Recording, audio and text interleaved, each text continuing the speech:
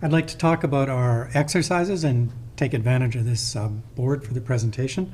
So we're going to do 4 different exercises, and what we are going to start with is the slalom. But this is not quite the same slalom as normal. It's meant to more replicate the kind of changing undulations you can see on a racetrack.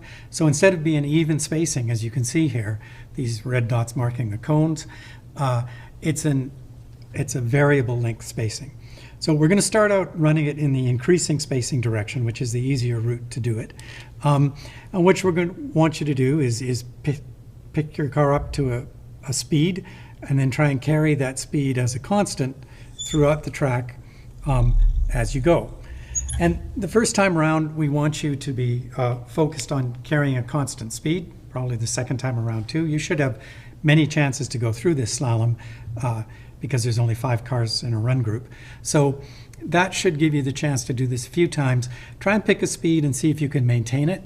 The key to getting through the slalom is not to be looking at this cone as you're coming to this place, but to be looking as you're beginning to enter here, to be looking at this cone, and as soon as you get around that one in your peripheral vision, you can see it, already be looking at this cone. Always look further and further ahead. Ultimately, you'd like to look about 3 or 4 cones ahead as you're maneuvering the car through and manipulating or using your peripheral vision to see what's going on. Now, thing is about, okay, so that would be the focus on an asphalt training course, but we want you in this case to be looking at what you will do with the throttle. So we're going to use the throttle to experience the enhanced understeer and oversteer that adding throttle can give us.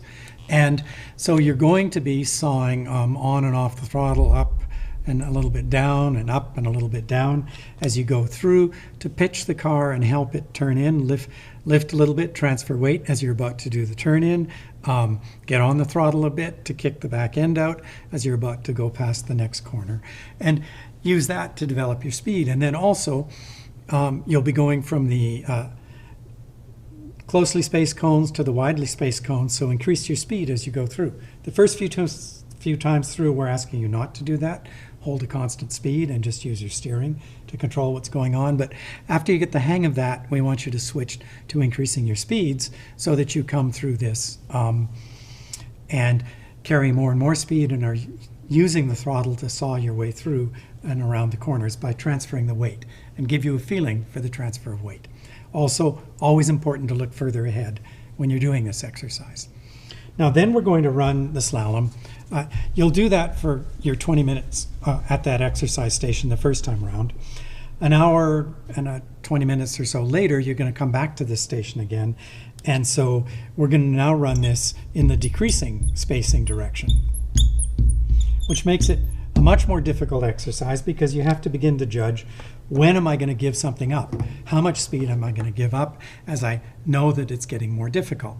And this is, again, a good replication of what's going on a racetrack because you're coming through a high-speed section and you're getting into an undulating slow-speed section. You've got to convince yourself to give up speed in order to make it through. So now we're going this way through the exercise. It's going to be a little bit hard for you to tell when this starts to close up, but because you've run it through in one direction and begun to pick out some kind of sight lines to help you pick where it begins to get easier and wider, you should have some sort of visual markers available to you, like maybe some cones on the outside edges of the track or something like that, so that you can use those to tell yourself that you have begun to see the region where it's compressing and getting closer together, and you're going to have to start making decisions about how much speed you give up.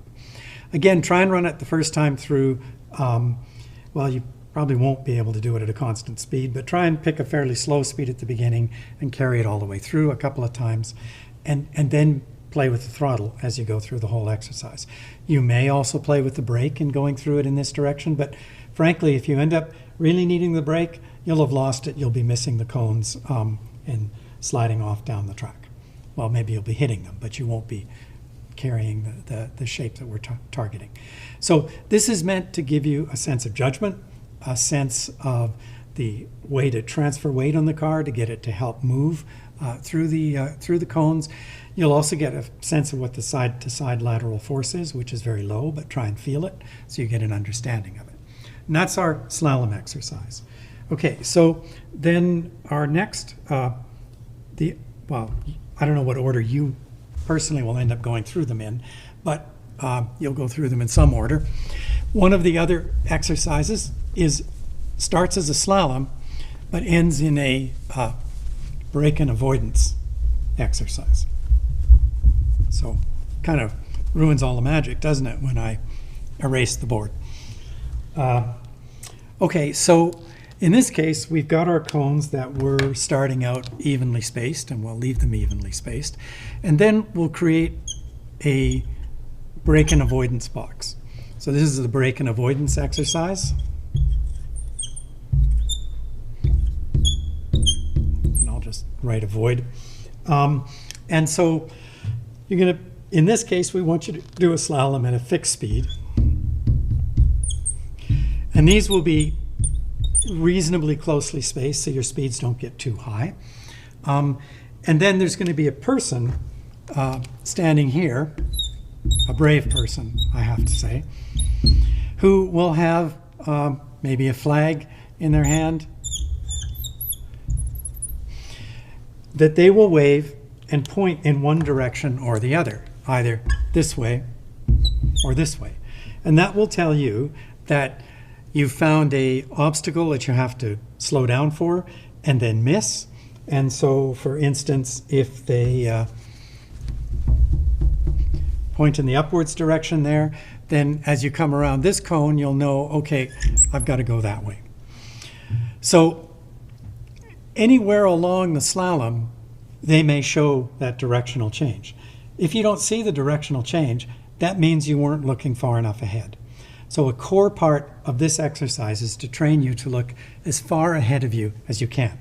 We've talked about the importance of vision in the class, and this is an exercise to help you gain that tendency to look further ahead. The strong tendency when you're sitting in your car is you look at that cone right there, and as you get by it, you finally start looking at that cone. But you need to be looking at that cone way back when you got started before you entered that corner. So this one's in your peripheral vision, this one's looking ahead, and ideally you'd even be looking at this cone and picking them all off and always moving that further down. So the idea with this is the directional waver is going to be telling you which direction to go, and you need to be watching them instead of watching the cones, and you've got to use the cones in your peripheral vision instead. So that's the purpose of that exercise. All right.